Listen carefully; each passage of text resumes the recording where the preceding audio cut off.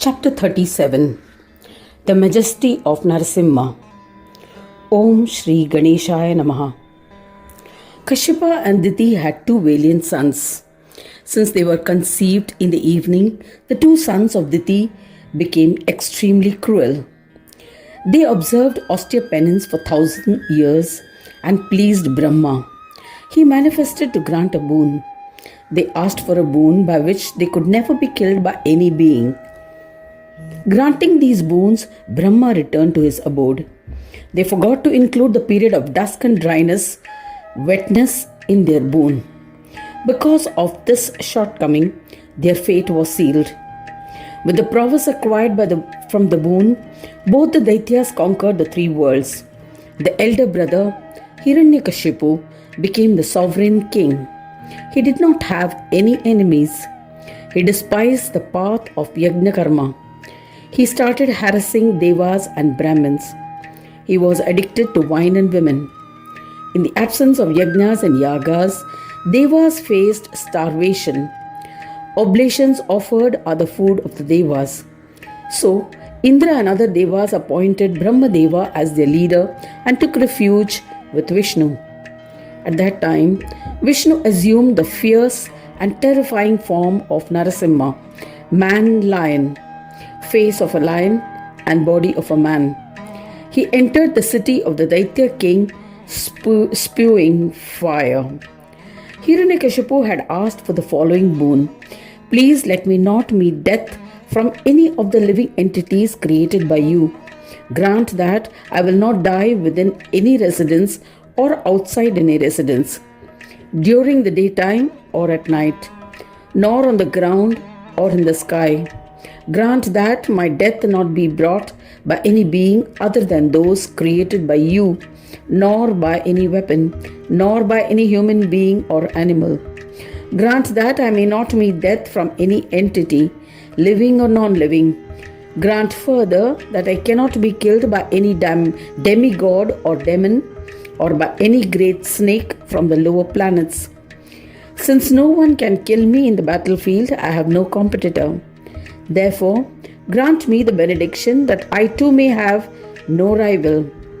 Give me sole lordship over all the living entities and presiding deities, and give me all the glories obtained by that position.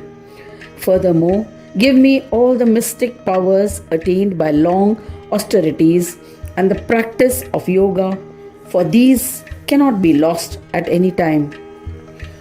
When Narasimha roared loudly, the earth trembled in fear.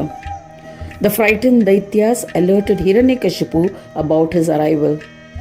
The powerful and terrifying king Hiranyakashipu himself, along with the Daityas' army, advanced to battle him. The enormous Narasimha, whose body resembled the Meru mountain, whose luster was comparable to the sun, prepared to battle with the Asuras. The eminent king was accompanied by his son Prahlada. He attacked Narasimha with their weapons and fatal astras. Lord Narasimha vehemently killed many Daityas. Rivers of blood overflowed on the battlefield in all directions. The king of Devas, Narasimha, was attacking the enemy with his sword, weapons, and astras, along with his sharp claws. He resembled the fire capable of destroying the world. Prahlada. On seeing him, virtuous Prahlada recollected the teachings he had received in the past and recognized him as a true form of Vishnu. Just then, the Daitya king vehemently attacked Narasimha with a mace. Narasimha was rendered unconscious and collapsed on the ground. Being powerful, he regained consciousness in 2 muhurtas. 48 minutes is 1 muhurta. Realizing that the enemy was more powerful, he decided to strategically retreat from the battlefield. A victorious Hiranyakashipu also returned to his palace along with his army. But Prahlada, a devotee of Vishnu, continued to worship Vishnu. He advised his father to surrender to the Lord Vishnu, the form of Ananda, the Lord who treats all equally, Sama Brahma. Hearing the words said by his son, Hiranyakashipu was unable to control his rage. he battered Prahlada with his fist, as he thought that his son had defected to the enemy side. Yet a Vishnu devotee, Prahlada was not deviated. Instead, he worshipped Vishnu with enhanced devotion. Hiranyakashipu threw him in the water, fire from the top of a mountain, and tried to kill his son in different ways. He also tried to poison his own son, but Vishnu thwarted all his efforts. Protected by Vishnu, every attempt on his life by his father was in vain, and he remained unharmed. In this manner, the hostilities between father and son continued.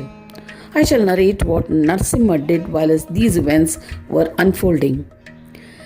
Narayana was resting comfortably in Vaikuntha when Narasimha arrived to meet him. The frightened Narasimha bowed to him. Narasimha recounted the incidents. Janardana was perplexed. He thought about it and explained the reason for his failure. Vishnu explained, "You did not worship Ganesha before commencing the task. Hence, you were defeated in the battlefield by the Daitya." Narayana initiated Narasimha into the 8-syllabled Ashtakshara mantra of Ganesha. Gam Ganapataye Namaha.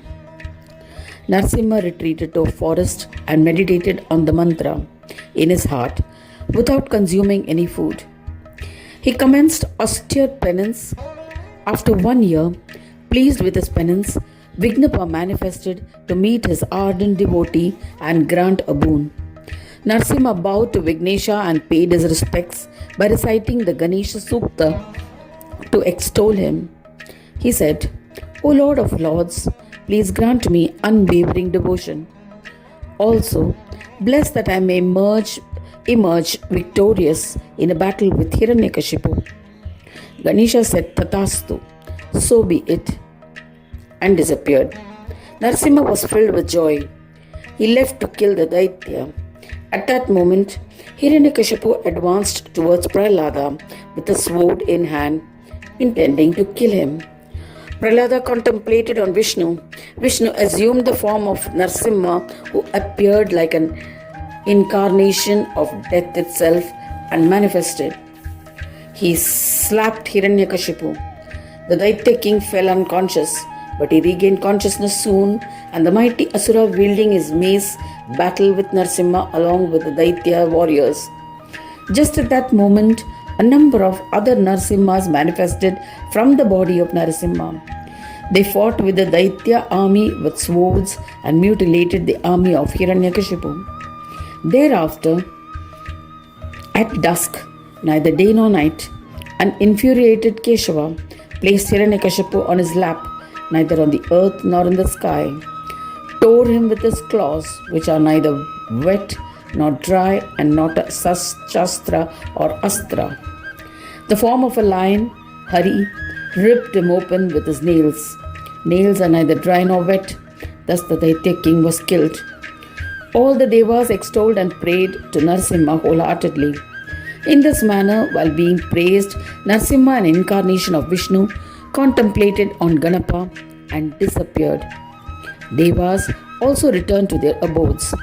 Anyone who reads the glory of Narasimha or listens to it with devotion will be blessed by Ganesha with happiness. Thus ends the 37th chapter titled The Majesty of Narasimha. In the second khanda of the Puran Upanishad, Sri Mudgal Puran, describing the legends of Ekadanta, dedicated to Sri Gajananana. End of chapter 37.